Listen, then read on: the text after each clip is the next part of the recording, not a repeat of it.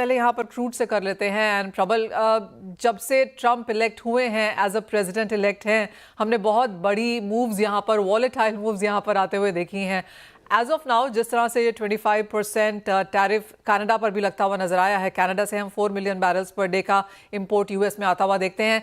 US सबसे पहले जो भी सारे इम्प्लीकेशंस हैं, आप उन्हें कैसे रीड कर रहे हैं? नहीं, जो आपने कहा I think that's very accurate कि कनाडा और Mexico combined I think 71% import US का वहाँ से होता है क्रूड का। तो अगर आपका वहाँ टैरिफ इंक्रीज़ होता है, तो eventually I think both refined markets पे और क्रूड प्राइसेस पे उसका असर दिखना चाहिए। अभी ऑब्वियसली ये डिक्लेरेशन ऑफ इंटेंट है in terms of what miss President Trump wants to do, तो वो देखना पड़ेगा कि eventually whether these tariffs are implemented. लेकिन अगर ये टैरिफ्स आते हैं तो दैट उसका ज़रूर इन्फ्लेशनरी एक इम्पैक्ट होगा। अभी क्रूड मार्केट्स में एक्चुअली बहुत इंटरेस्टिंग पुश एंड पुल है। अगर आप देखें रीसेंट वीक्स में जो इन्वेंट्री डेटा है यूएस का across the board, distillate inventory 5 साल के एवरेज के अराउंड 4% नीचे है। पेट्रोल इन्वेंट्री भी 5 साल के एवरेज के हिसाब से 4% नीचे है। कुशिंग जो उनका ट्रेडिंग हब है वहाँ पे inventories were down I think around point 700,000 barrel last week. और जो लास्ट यूएस का क्रूड इन्वेंट्री डेटा आया है वो भी एक्चुअली जितना एक्सपेक्टेड था उससे ज़्यादा ड्रॉल है।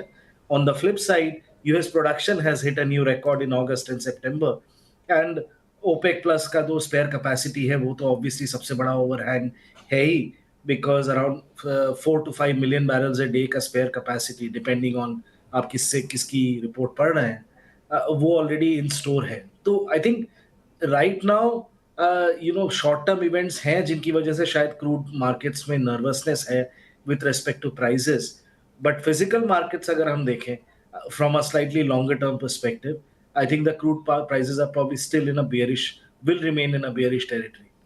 Okay Prabal, I just want to go step back. और एक और चीज़, ट्रम्प अगर आते हैं तो मार्केट्स ये भी एक्सपेक्ट कर रहे हैं कि हम एक्सपोर्ट परमिट्स आता हुआ देखेंगे नए एलएनजी प्रोजेक्ट्स के लिए। ऑयल ड्रिलिंग यहाँ पर यूएस कोस्ट और फेडरल लैंड्स में अलाउ कर दी जाएगी। नया फंड यहाँ पर दिया जा रहा है रिप्लेनिश करने के लिए एसपीआरस। इनका क्या असर आता हुआ देखते हैं आप ऑयल एंड गैस दोनों पर? आई थिंक गैस में आपकी बात बहुत रेलेवेंट है because if you remember Biden administration में लास्ट ईयर उन्होंने जो नए एलएनजी प्रोजेक्ट्स हैं, बहुत सारे प्रोजेक्ट्स जो अप्रूवल स्टेज में हैं उनको ऑन होल्ड रख दिया था। दे हैड रिमूव्ड उसके जो परमिशन अथॉरिटी है उसको उन्होंने चेंज करके एफईआरसी के हाथ पे दिया था to look at the impact on the environment. And forgive me, मैं इंग्लिश में शिफ्ट कर रहा हूँ बिकॉज मेरी हिंदी इतनी स्ट्रांग नहीं है to convert translate all the words. लेकिन उसका प्रोबेबिलिटी बहुत हाई है कि ये करंट एडमिनिस्ट्रेशन उसको शायद रोल बैक करे या रिलैक्स करे।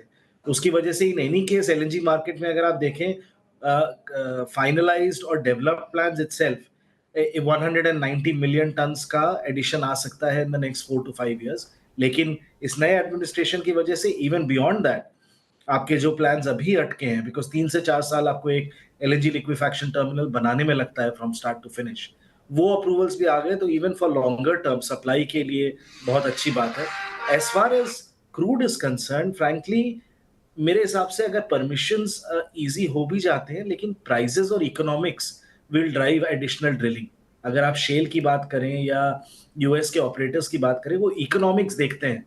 रेगुलेशन एक पार्ट है, लेकिन अगर इकोनॉमिक्स ज्यादा अच्छा नहीं है तो मुझे नहीं लगता कि ड्रिलिंग एकदम Sure. से बहुत पिकअप करेगी। वो एब्सोल्युटली, वो बहुत एक वैलिड पॉइंट है। अगर प्रॉफिटेबल ही नहीं है तो फिर रेगुलेशंस का कोई बहुत बड़ा मतलब नहीं निकलेगा। प्रॉब्लम एक और चीज़, of course as of now हमने यूएस की तरफ से टैरिफ्स चाइना, मैक्सिको, कनाडा पे आते हुए देखी हैं। कोई ऐसी प्रोबेबिलिटी है कि आप कोई ऐसी कैलकुलेशंस एट ऑल कर रहे हैं कि हम कोई टैरिफ्स यहाँ पर इंडिया पे आता हुआ देखेंगे? I have no opinion. मुझे frankly आइडिया है नहीं whether there is anything that can happen. Trump is unpredictable, जैसा आपने देखा होगा पिछले एडमिनिस्ट्रेशन में भी। So he can obviously deploy tariffs on maybe one category or several categories, but ऐसे blanket जो उन्होंने बात की है वो I think बहुत specific है to Canada and Mexico because okay, he has connected it to immigration and the drug trade, जिसका frankly इंडिया के ऊपर कोई relevance है नहीं। एज ऑफ The नहीं है probability प्रॉब्लम। probably remote है, is I would say. Okay प्रबल, आपने जैसे कहा कि आगे जाते हुए चांसेस यही हैं कि हम क्रूड के प्राइसेस को नीचे जाता हुआ देखेंगे। Frankly we don't actually debate that, और ये वो अच्छा ही है एक्चुअली इंडिया के हिसाब से, the kind of imports we have. जिस तरह से बैंक ऑफ अमेरिका की रिपोर्ट है कि वो ब्रेंट को अगले साल 65 ऑफ एन एवरेज पे देख रहे हैं, सिटी ने भी 65 की बात की है, पॉसिबिलिटी टुवर्ड्स 60 की भी बात की है। क्या इतनी बेरिशनेस आप अगले साल में एक्सपेक्ट कर रहे हैं क्रूड पे? नहीं, मुझे हमारा जो एस्टिमेट है on a base case level we continue to believe कि I think 70 to 75 probably is a more sustainable level. क्योंकि अगर आपका 65 के आसपास आ जाता है, when crude slips below 70, the economics of incremental drilling for shale operators in particular, I think that starts to take a hit. So you will have a response from the supply side is what we think. Obviously demand can be even weaker than what we expect, लेकिन अगर हम broadly normalise करें demand और supply के balance को, मुझे अभी भी लगता है आई थिंक 70 टू 75 के रेंज में crude will probably sustain. That's our base case estimate. प्रॉबल एज ऑलवेज, बहुत शुक्रिया साथ जुड़ने के लिए। ऑफ कोर्स यूएस के जो स्टेप्स हैं उसके क्या मायने हैं, इंडियन मार्केट्स में क्या इंपैक्ट रह सकता है, और ऑफ कोर्स क्रूड प्राइसेस की रेंज कैसी रहेगी अगले साल, वो डिस्कस करने के लिए वेल आगे बढ़ेंगे। और बात अब यहाँ पर ऑब्वियसली मार्केट्स की कर लेते हैं। अनुज, आप इंडियन मार्केट्स में क्रूड ऑयल प्राइसेस को कैसे देखते हैं? मुझे गुड मॉर्निंग। देखिए, कल एक अच्छा खासा करेक्शन क्रूड में आता हुआ दिखाई दिया। हालांकि क्रूड की इन्वेंट्रीज ड्रॉ डाउन हुई है, बट कहीं ना कहीं जिस तरीके से सीज फायर का इम्पैक्ट हमने देखा, उसकी वजह से एक सेलिंग प्रेशर आता हुआ दिखाई दिया। हमें लगता है कि अभी फिलहाल बिकवाली के साथ ही ट्रेड लेना चाहिए। क्रूड ऊपर में 5850 के आसपास आए, 20-30 रुपए बढ़ता है तो वहाँ बिकवाली का ट्रेड ले सकते हैं। स्टॉप लॉस जो है करीबन 5935 पे लगाएं। टारगेट हमें लगता है कि 5720 तक देखा जा सकता है, क्योंकि अगर आप देखेंगे तो WTI करीबन $68 के आसपास चल रहा है। हमें लगता है कि वहां पर आपको 65-66 डॉलर तक के लेवल देखने को मिल सकते हैं, और ब्रेंट में भी करीबन $70 के आसपास के लेवल आ सकते हैं। तो दोनों ही सेगमेंट में हमें लगता है कि बिकवाली के साथ बना सकते हैं। कहीं ना कहीं सीज फायर का जो इम्पैक्ट है वो अभी क्रूड पे आता हुआ दिखाई दे रहा है।